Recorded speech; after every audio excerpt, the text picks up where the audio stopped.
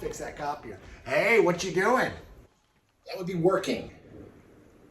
Okay, all right, well listen, I know this isn't gonna be a surprise, but I've been procrastinating, guilty, and well, we now have a metric ton of quotes we owe people who need to buy things like, well, yesterday. So if you could get on that, it'd be great.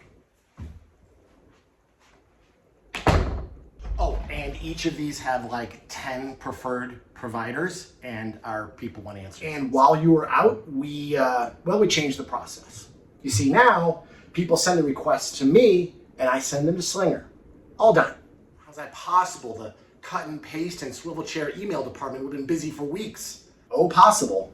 Side-by-side vendor comparisons. All done. Approved by budget holders? All of them?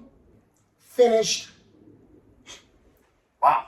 Well, remember when I insisted that we automate all of our email workflows with Slingr low code last quarter?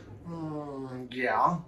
Well, I took the bull by the horns and used our existing budget, and I went with Slingr. Slingr, stay with me, uses AI technology to extract all the essential details from our emails and creates tidy records that generate perfect email quote requests and sends them automatically.